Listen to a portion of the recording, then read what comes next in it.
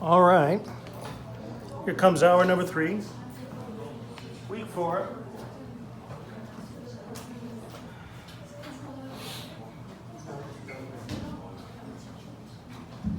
Okay. The first hour is almost completely uploaded now, and the second one is starting. Good. Let me see if I can find that image of... Just a second, I'll see if I can find Barry Sonnenfeld's portrait up here. Theatrical enterprise.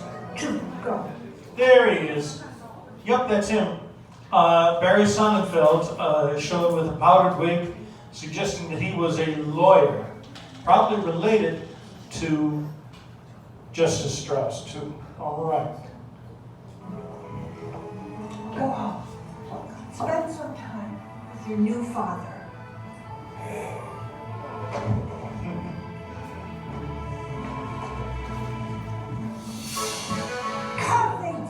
Seize the children. Seize the day. I said day. Seize the children. Boss, 3 kinds of buttercream icing here for you to sample. Oh, please listen to this line here. There are 3 flavors of frosting for the bridal cake. One is vanilla, one has a hint of nutmeg, and the other's a little lemony. I told The other's a little lemony. Would you never to say that word? These orphans upstairs to their bedroom until Friday. I have no use for them until then. Except to cook dinner. We'll order takeout. I know just what you're up to, Count Olaf. We know you're just trying to steal our parents' fortune. We're gonna prove it. Let me eat cake.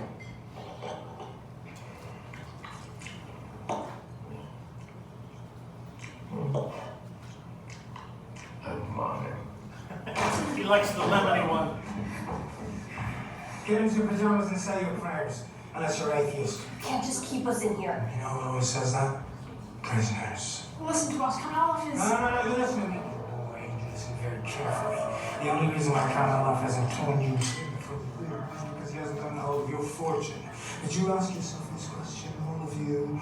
What reason would he have to keep you alive after he's got your money? What do you think will happen to you then?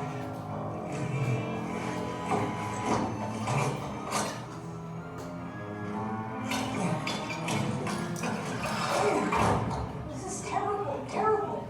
Awful. It's gonna happen. I don't know. But I know what I'm gonna do. I'm gonna stay up all night with a book. Roscoe's not reading for his own enjoyment, to try to rescue his siblings from a terrible predicament. The book was not at all interesting. The book was long and difficult. He found himself reading the same sentence over and over. He found himself reading the same sentence over and over. By accident, Klaus had found out all he needed to know. Welcome. Good His afternoon. hopes rose to dawn. Although, Little unfortunately, pleasures in life. so did Count Olaf.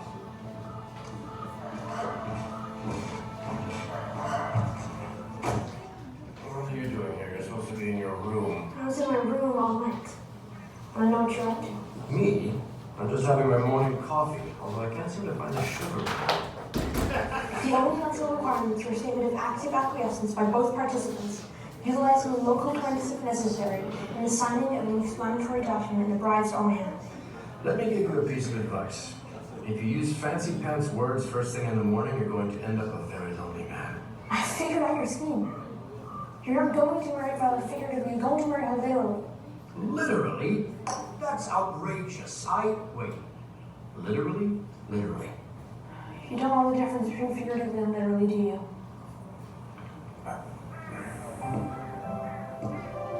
Is there? Okay, this is a valuable lesson in the difference between literally and figuratively. Very useful, whether one is young or in late middle age, to know the difference between literally and figuratively. Literally is a word which here means that something is actually happening, whereas figuratively is a word which means it just feels like it's happening.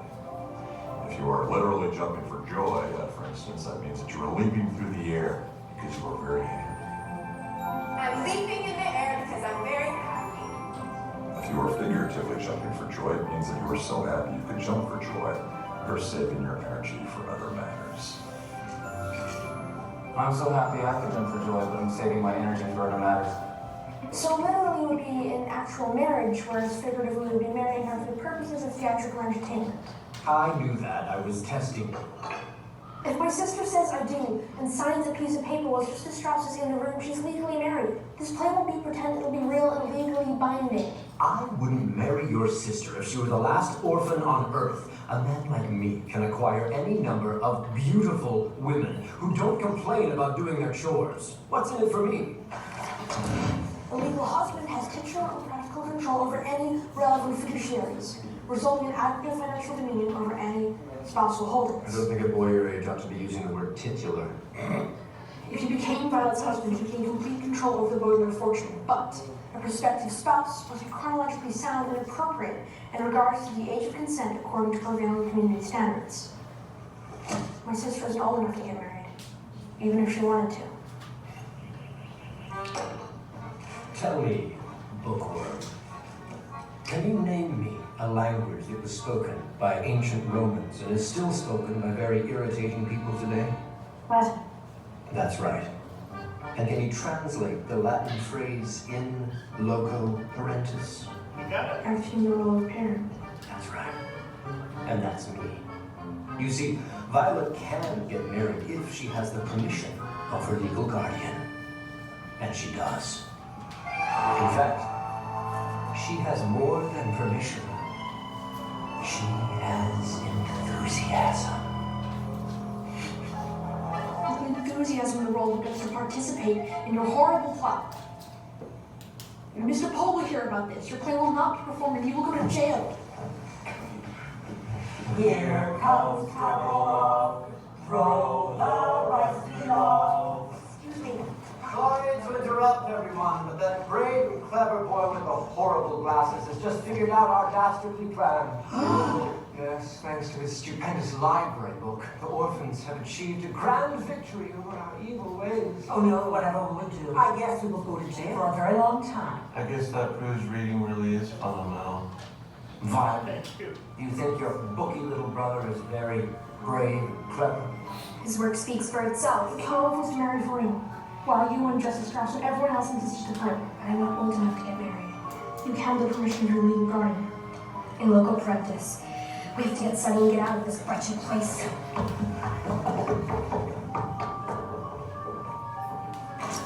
Sunny, wake up! Sunny! Where is she? Where is she indeed? It certainly is so strange to find a child. That moves a lot faster So small, than it's so supposed helpless. When did you see her last? What have you done with Sunny? Here, Sunny, Sunny. Where are you, girl? Did you hear that? It came from outside.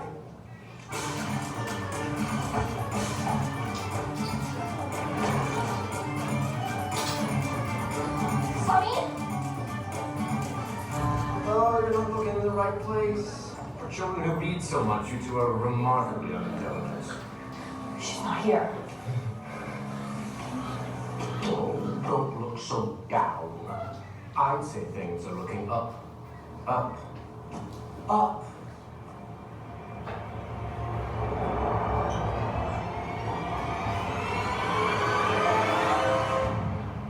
No, let her go. She said nothing to you. She's an infant. Well, if you really want me to let her go, I will. But even a stupid brat like you might realize that if I let her go, or more accurately, if I had my comrade let her go, Hi! Sunny might not survive the fall to the ground. That's a 30-foot tower, which is a very long way for a very small person to fall, even when she's inside a cage. But if you insist... No, please. That's She's exactly just a baby. We'll do anything. Just don't harm her. Anything? Would you, for instance, consider marrying me during tomorrow night's performance? I would never, ever marry you. Children, your sister is like a stick behind a stubborn mule. My sister's not a stick. Any animal owner will tell you that a stubborn mule will move toward the carrot because it wants the reward of food, and away from the stick because it wants to avoid the punishment of rump pain. Likewise, you will do what I say to avoid the punishment of the loss of your sister, and because you want the reward of a charming husband. Come now. Would it be so terrible to be my bride? To live in my house for the rest of your life? You're such a lovely girl.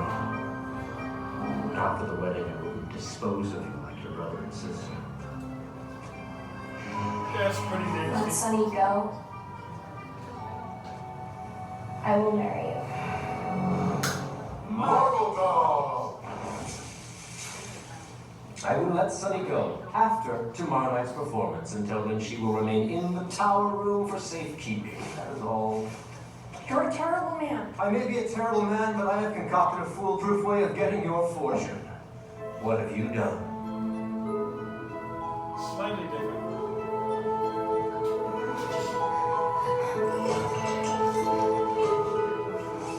Okay. Remember, she ties her hair up when she's inventing things.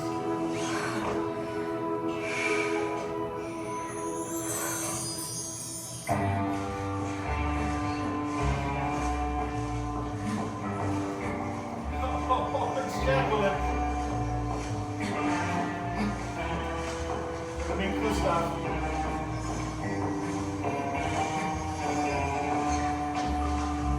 Gustav is a character who is in book 2 of this series as a very, very small character whom we never meet.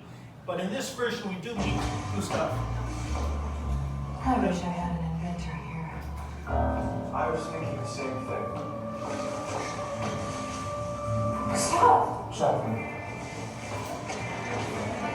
You came. you sent for me. Things are disastrous. Everything's gone wrong. I thought so.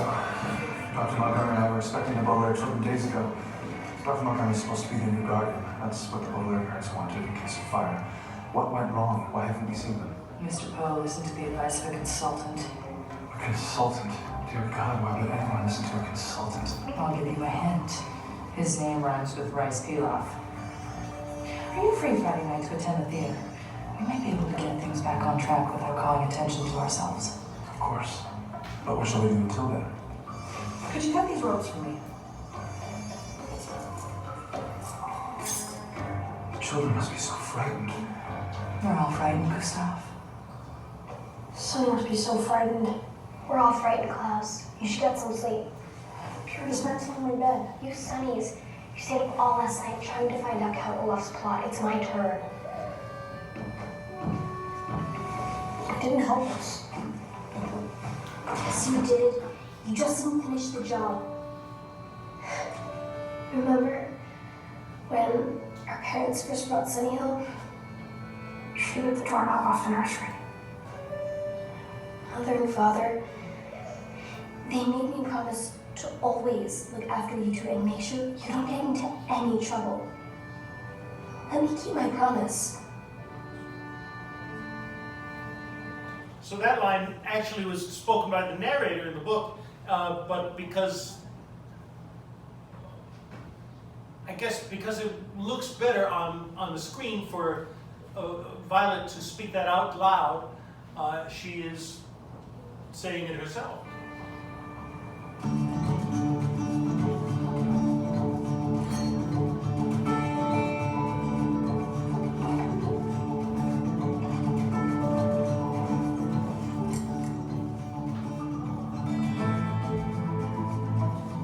Having a brilliant idea isn't as easy as turning on a light. But just as a single bulb can illuminate even the most depressing of rooms, the right idea can shed light on a depressing situation.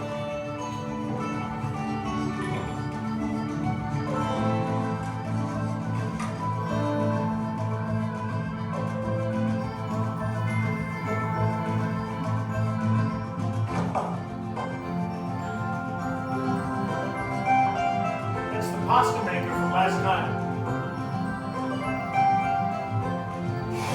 Cheese grater. As inventing workshops go, Count Olaf's bathroom was small and dimly lit, but the inventing area in Violet's mind was large and bright, and inside of it was everything she needed.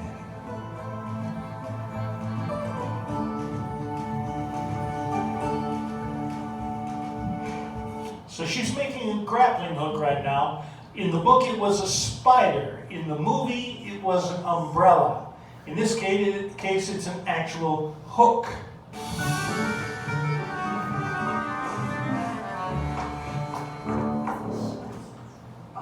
Oh, that is perfect.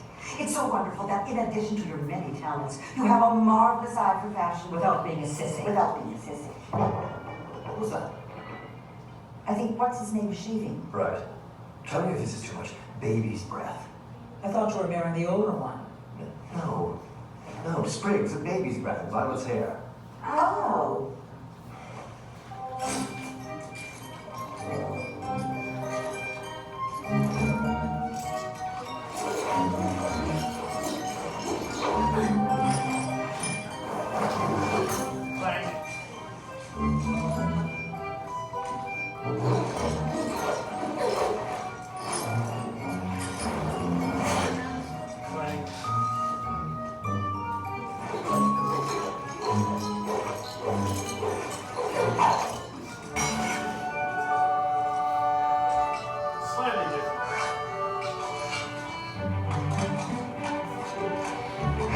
The most beautiful thing we can experience is the mysterious.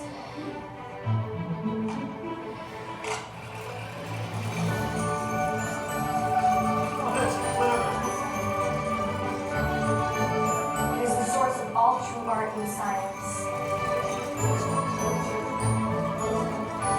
Pasta maker. Hold herself up.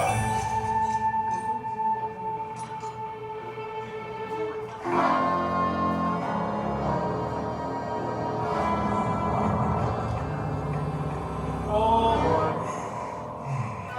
How pleasant that you could join us.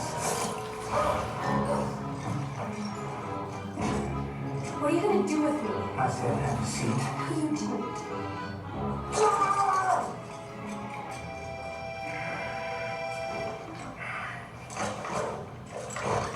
Getting the walkie-talkie. Not very easy with hooks for hands, I'm sure.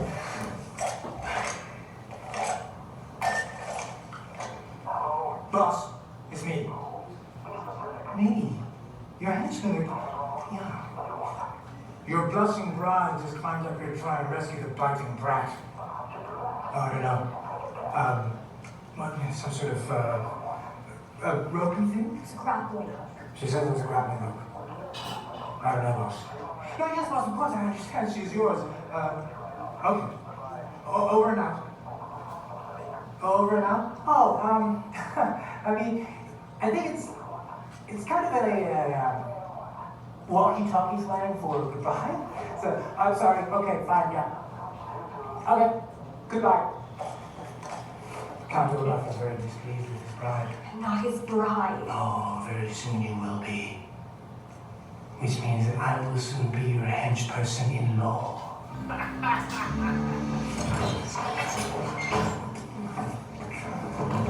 You know, some people say that the hardest job in the world is raising a child, but it is nothing compared to conceiving, writing, directing, producing, and performing in a theatrical presentation for the purposes of stealing their dead parents' fortune. It's a very difficult job, and I will not have any orphans mucking it up. Never touch our fortune. Klaus, I'll touch whatever I want.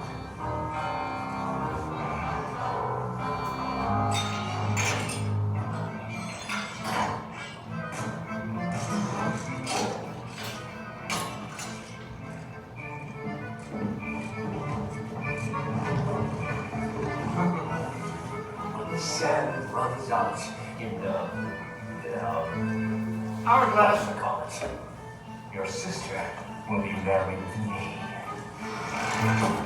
Captain, why are we up here? I tried to rescue Sunny using an invention of mine to climb up the tower. So why? You must have been terrified. It's not as scary as the thought of marrying Count Olaf. I'm sure it didn't work. The invention worked fine. I just got caught. We've got to rescue Sunny and get out of here before the sand runs out of the hourglass. I didn't realize the sound went so quickly. I bought it online. You're gonna need to flip it a couple of times. Okay? And don't touch the baby! It's gonna be okay, Sunny. Just hang in there. It's okay. He didn't mean it as a joke. You think you could invent something to help us escape? Maybe. Do you think you could research a way to get us out of the wedding? Maybe. Oh, the book is here. That's very handy. Oh, this is... Oh. You remember how we just had a little interruption in the story from Lemony Snicket talking about his own bedroom. Here is the bedroom he's been using recently, but he's always on the move and carrying his things around from place to place so he won't get caught by bad guys. Certain, over the course of your own life, you have noticed that certain rooms reflect the personalities of the occupants. For instance, in my own lonely room, I have gathered a collection of things which are important to me, including all of my notes on the Baudelaire orphans, a few crucial objects that I have gathered in my travels, and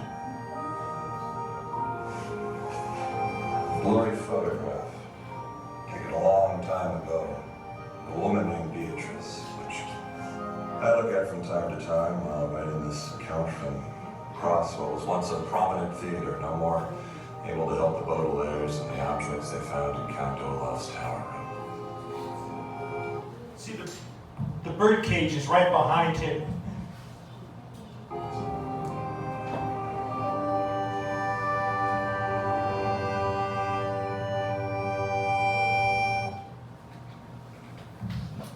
I'm just going to try to read this. Count Olaf. N.A. Count. I'm sure this is supposed to say Count Olaf. The marvelous marriage. Oh, Count Olaf in a Count Olaf production, The Marvelous Marriage by Al Funkoot, starring Count Olaf. Yay, I read it. Create kerosene, we can make Molotov cocktails with those old wine bottles.